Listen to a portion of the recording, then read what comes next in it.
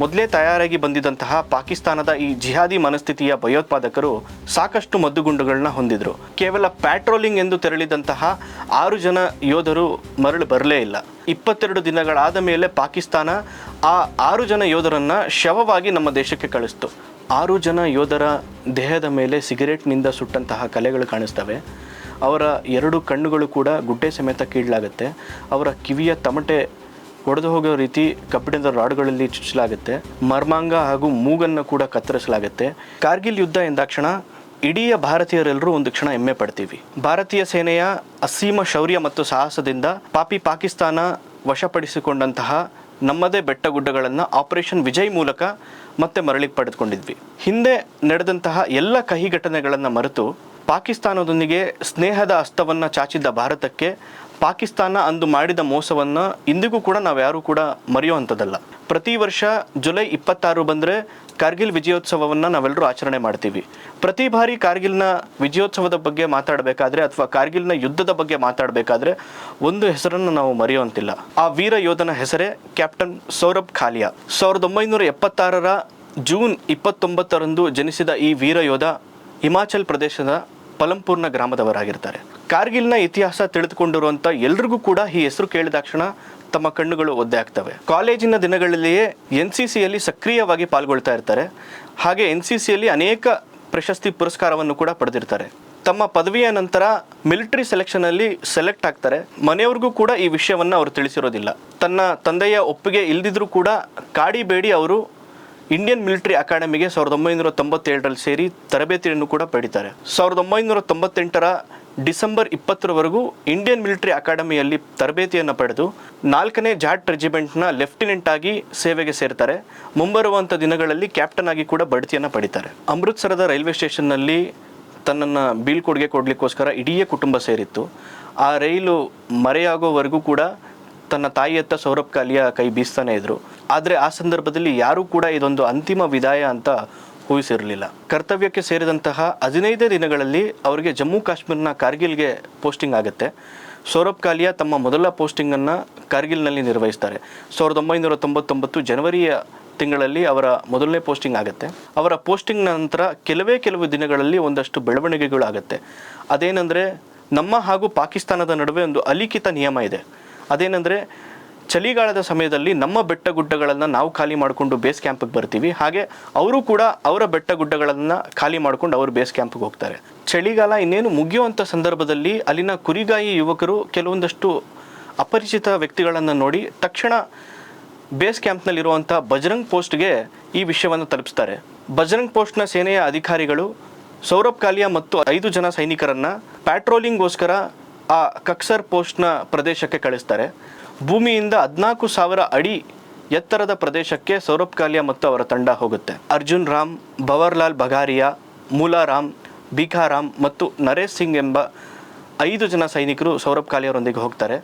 ಅವರು ಹೋಗಿರುವಂಥ ಸಂದರ್ಭದಲ್ಲಿ ಏಕಾಏಕಿ ಗುಂಡಿನ ದಾಳಿ ಮೇಲಿಂದ ಆಗುತ್ತೆ. ಮೊದಲೇ ತಯಾರಾಗಿ ಬಂದಿದ್ದಂತಹ ಪಾಕಿಸ್ತಾನದ ಈ ಜಿಹಾದಿ ಮನಸ್ಥಿತಿಯ ಭಯೋತ್ಪಾದಕರು ಸಾಕಷ್ಟು ಮದ್ದುಗುಂಡುಗಳನ್ನ ಹೊಂದಿದ್ರು. ಆದರೆ ಕೇವಲ ಪ್ಯಾಟ್ರೋಲಿಂಗ್ಗೋಸ್ಕರ ತೆರಳಿದಂತಹ ಈ 6 ಜನ ಸೈನಿಕರ ಹತ್ರ ಸಾಕಷ್ಟು ಮದ್ದುಗುಂಡುಗಳು ಇರಲಿಲ್ಲ. ಈ ಗುಂಡಿನ ದಾಳಿಯಲ್ಲಿ ಹೋರಾಡಿದಂತಹ ನಮ್ಮ ವೀರ ಯೋಧರು ಕೊನೆಗೆ ಅಸಹಾಯಕರಾಗಿದ್ದರು. ಆ ಅಸಹಾಯಕರಾಗಿದ್ದಂತಹ ಆ ಯೋಧರನ್ನು ಸೆರೆ ಹಿಡಿದಂಥ ಪಾಕಿಸ್ತಾನ ತನ್ನ ದೇಶಕ್ಕೆ ಕರೆದುಕೊಂಡು ಹೋಯಿತು.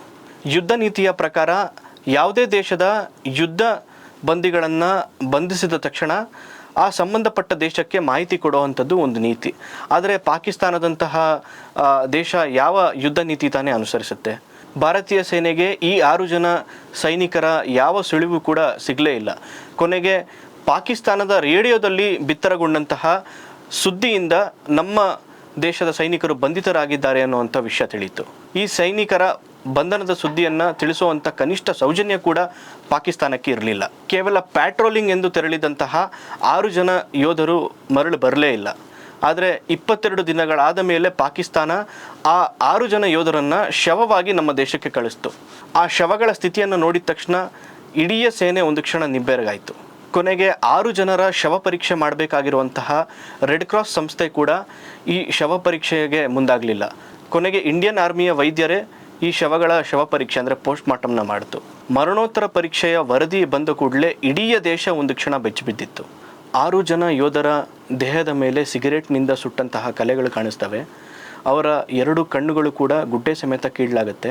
ಅವರ ಕಿವಿಯ ತಮಟೆ ಒಡೆದು ಹೋಗೋ ರೀತಿ ಕಬ್ಬಿಣದ ರಾಡ್ಗಳಲ್ಲಿ ಚುಚ್ಚಲಾಗುತ್ತೆ. ಅವರ ಹಲ್ಲುಗಳನ್ನು ಮುರಿದು ಹಾಕಲಾಗುತ್ತೆ. ಅವರ ಮೂಳೆಯನ್ನು ಪುಡಿ ಪುಡಿ ಮಾಡಲಾಗುತ್ತೆ. ಮರ್ಮಾಂಗ ಹಾಗೂ ಮೂಗನ್ನು ಕೂಡ ಕತ್ತರಿಸಲಾಗುತ್ತೆ. ಇಡೀ 6 ಜನ ಯೋಧರನ್ನು ಗುರುತಿಸಲಿಕ್ಕೂ ಕೂಡ ಅಸಾಧ್ಯವಾಗುವಂತಹ ಪರಿಸ್ಥಿತಿಯಲ್ಲಿ ಶವವನ್ನು ನಮಗೆ ಪಾಕಿಸ್ತಾನ ಹಸ್ತಾಂತರಿಸುತ್ತೆ. ಈ ಪೋಸ್ಟ್ ಮಾರ್ಟಮ್ ಮಾಡಿರುವಂತಹ ವೈದ್ಯರು ಕೂಡ ಒಂದು ಕ್ಷಣ ಈ ದೇಹಗಳ ಸ್ಥಿತಿಯನ್ನು ಕಂಡು ಬೆಚ್ಚಿ ಬೀಳ್ತಾರೆ.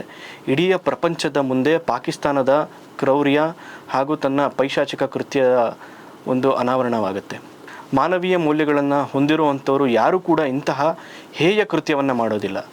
ಈ ಶವವನ್ನು ಗುರುತಿಸಲಿಕ್ಕೆ ಸೌರಭ್ ಕಾಲಿಯಾರ ಸಹೋದರ ಬಂದಿರ್ತಾರೆ. ಈ ಶವದ ಪರಿಸ್ಥಿತಿಯನ್ನು ಕಂಡು ಭಾರತೀಯ ಸೇನೆಗೆ ಅವರು ಬೇಡ್ಕೊಳ್ತಾರೆ, ಇದನ್ನು ನಮ್ಮ ತಂದೆ ತಾಯಿಗೆ ದಯವಿಟ್ಟು ತೋರಿಸ್ಬೇಡಿ ಅಂತ. ಇಂತಹ ಹೇಯ ಕೃತ್ಯವನ್ನು ಮಾಡಿರುವಂಥ ಪಾಕಿಸ್ತಾನ ಇಷ್ಟೆಲ್ಲ ಆದ ನಂತರ ಇದು ನಾವು ಮಾಡೇ ಇಲ್ಲ, ಇದನ್ನು ಭಾರತ ನಮ್ಮ ಸೇನೆಯ ಮೇಲೆ ಸುಮ್ಮನೆ ಗೂಬೆ ಕೂರಿಸ್ತಾ ಇದೆ ಅನ್ನುವಂತಹ ಒಂದು ಸಬೂಬನ್ನು ಹೇಳಿ ಜಾರಿಕೊಳ್ಳುವಂಥ ಪ್ರಯತ್ನ ಮಾಡುತ್ತೆ. ಆದರೆ ಅದಾದ ಕೆಲವೇ ದಿನಗಳಲ್ಲಿ ಪಾಕಿಸ್ತಾನದ ಒಬ್ಬ ಸೈನಿಕ ಸೌರಭ್ ಕಾಲಿಯಾನನ್ನು ನಾನೇ ಕೊಂದೆ ಅನ್ನುವಂಥ ಒಂದು ವಿಡಿಯೋ ಎಲ್ಲ ಕಡೆ ವೈರಲ್ ಆಗಲಿಕ್ಕೆ ಶುರುವಾಯಿತು.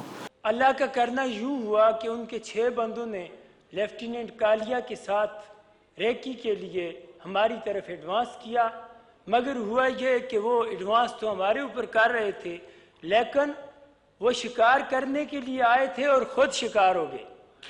ಈ ವಿಡಿಯೋ ವೈರಲ್ ಆದ ತಕ್ಷಣ ಪಾಕಿಸ್ತಾನದ ನಿಜ ಬಣ್ಣ ಪ್ರಪಂಚದ ಮುಂದೆ ಗೊತ್ತಾಯಿತು. ಜಿನೇವಾ ಕನ್ವೆನ್ಷನ್ನ ಪ್ರಕಾರ ಯಾವುದಾದ್ರೂ ಯುದ್ಧ ಬಂದಿ ಗಾಯಗೊಂಡಿದ್ರೆ ಅವರಿಗೆ ಸೂಕ್ತವಾಗಿರುವಂಥ ಚಿಕಿತ್ಸೆ ಕೊಡಬೇಕು, ಅವರಿಗೆ ಒಳ್ಳೆಯ ಊಟವನ್ನು ಕೊಡಬೇಕು, ಅತ್ಯಂತ ಡಿಗ್ನಿಟಿಯಿಂದ ನೋಡ್ಕೊಳ್ಬೇಕು. ಮತ್ತು ಈ ಸಂದರ್ಭದಲ್ಲಿ ಅವರಿಗೆ ಚಿತ್ರಹಿಂಸೆ ನೀಡೋದಾಗಲಿ ಅಥವಾ ಕೊಲೆ ಮಾಡೋದಾಗಲಿ ಸಂಪೂರ್ಣ ನಿಷೇಧ. ಆದರೆ ಜಿನೇವಾ ಕನ್ವೆನ್ಷನ್ನ ಎಲ್ಲ ಶಿಷ್ಟಾಚಾರವನ್ನು ಗಾಳಿಗೆ ತೂರಿದಂಥ ಪಾಕಿಸ್ತಾನ ಮನುಷ್ಯತ್ವವನ್ನೇ ಮರೆತು ನಮ್ಮ ದೇಶದ ಸೈನಿಕರನ್ನು ಅತ್ಯಂತ ಹೀನಾಯವಾಗಿ ನಡೆಸ್ಕೊಂಡಿತ್ತು. ಇಷ್ಟೆಲ್ಲ ನೋವಿನ ಮಧ್ಯೆ ಇನ್ನೊಂದು ದುಃಖಕರ ಸಂಗತಿ ಏನಂದರೆ, ಸೌರಭ್ ಕಾಲಿಯಾರವರ ತಂದೆ ಡಾಕ್ಟರ್ NK ಕಾಲಿಯಾ ನಮ್ಮ ದೇಶದ ಪ್ರತಿಷ್ಠಿತ CSIRನ ವಿಜ್ಞಾನಿಯಾದಂಥ ಇವರು ತಮ್ಮ ಮಗನ ಬರ್ಬರ ಹತ್ಯೆಯ ನ್ಯಾಯಕ್ಕಾಗಿ ಇವತ್ತಿಗೂ ಕೂಡ ಹೋರಾಡ್ತಾ ಇದ್ದಾರೆ. ಸುಪ್ರೀಂ ಕೋರ್ಟ್ನ ಮೊರೆ ಹೋಗಿ ಕೇಂದ್ರ ಸರ್ಕಾರ ಈ ಪ್ರಕರಣವನ್ನು ಅಂತಾರಾಷ್ಟ್ರೀಯ ನ್ಯಾಯಾಲಯದಲ್ಲಿ ಸಲ್ಲಿಸಬೇಕು ಅನ್ನುವಂಥ ಮೊರೆ ಇಟ್ಟರೂ ಕೂಡ ಏನೂ ಪ್ರಯೋಜನ ಆಗಲಿಲ್ಲ. ಅನೇಕ ಸೇನೆಯ ಅಧಿಕಾರಿಗಳು, NGOಗಳು ಇವರೊಂದಿಗೆ ಕೈ ಜೋಡಿಸಿದ್ರು ಕೂಡ ತಮ್ಮ ಮಗನ ಬರ್ಬರ ಹತ್ಯೆಯ ಅನ್ಯಾಯಕ್ಕೆ ನ್ಯಾಯ ಸಿಗಲೇ ಇಲ್ಲ. ಇವತ್ತು ಪಾಕಿಸ್ತಾನದ ಪರ ಘೋಷಣೆಯನ್ನು ಕೂಗುವಂಥವ್ರು, ಪಾಕಿಸ್ತಾನದ ಪರ ಮೃದು ಧೋರಣೆಯನ್ನು ಹೊಂದಿರುವಂಥವ್ರು ಅಥವಾ ಪಾಕಿಸ್ತಾನದ ಪರ ತಮ್ಮ ಒಂದು ನಿಲುವುಗಳನ್ನ ಇಟ್ಕೊಂಡಿರುವಂಥವ್ರು ಈ ಸಾವಿಗೆ ನ್ಯಾಯ ಕೊಡಿಸ್ಲಿಕ್ಕಾಗತ್ತಾ ಅಥವಾ ಈ ಸಾವನ್ನು ಸಮರ್ಥಿಸ್ಕೊಳ್ಳೋಕ್ಕಾಗತ್ತಾ ಅನ್ನುವಂಥದ್ದನ್ನ ನಾವು ಕೇಳಲೇಬೇಕಾಗತ್ತೆ. Captain Saurabh Kalia, captain Vikram Batra, major Manoj Kumar Pandey, captain Sameer Singh, captain Haneef, ಹೀಗೆ 25ರ ಆಸುಪಾಸಿನ ಅನೇಕ ತರುಣರು ಈ ದೇಶಕ್ಕೋಸ್ಕರ ಪ್ರಾಣವನ್ನು ಕೊಟ್ಟಿದ್ದಾರೆ ಮತ್ತು ಇವತ್ತಿಗೂ ಕೂಡ ತಮ್ಮ ಬಲಿದಾನವನ್ನು ಈ ದೇಶಕ್ಕೋಸ್ಕರ ನೀಡ್ತಾನೆ ಇದ್ದಾರೆ. ಈ ದೇಶಕ್ಕೋಸ್ಕರ ತಮ್ಮ ಸರ್ವಸ್ವವನ್ನು ಕೊಟ್ಟಂತಹ ವೀರ ಯೋಧರಿಗೆ ನಾವು ಸಲ್ಲಿಸಬೇಕಾಗಿರುವಂಥ ಗೌರವವನ್ನು ಸಲ್ಲಿಸಿದೀವ, ಅವರ ಈ ಬಲಿದಾನಕ್ಕೆ ನಾವು ನ್ಯಾಯವನ್ನು ಒದಗಿಸಿದೀವ ಅನ್ನುವಂಥದ್ದನ್ನ ನಾವು ನಮಗೆ ನಾವೇ ಆತ್ಮಾವಲೋಕನ ಮಾಡಬೇಕಾಗಿರುವಂಥದ್ದು. ನಿಸ್ವಾರ್ಥತೆಯಿಂದ ತಮ್ಮ ಇಡೀ ಜೀವನವನ್ನು ಭಾರತ ಮಾತೆಗೆ ಅರ್ಪಿಸಿಕೊಂಡಿರುವಂಥ ಇಂತಹ ಅನೇಕ ಸೈನಿಕರಿಗೆ ಇವತ್ತಿಗೂ ಕೂಡ ಗಡಿಯ ಭಾಗದಲ್ಲಿ ನಮಗೋಸ್ಕರ ನಿತ್ಯ ಬಡಿದಾಡ್ತಿರುವಂಥ ಎಲ್ಲ ಯೋಧರಿಗೂ ನಮ್ಮ ವೀರ ನಮನ ಹಾಗೂ ಧನ್ಯವಾದಗಳನ್ನು ಸಲ್ಲಿಸೋಣ. ಮತ್ತು ಈ ರೀತಿಯಾದಂತಹ ಮರೆಯಾದ ಯೋಧರನ್ನು ಮತ್ತೆ ಮತ್ತೆ ಸ್ಮರಿಸ್ಕೊಳ್ಳೋಣಂತೆ. ಜೈ ಹಿಂದ್.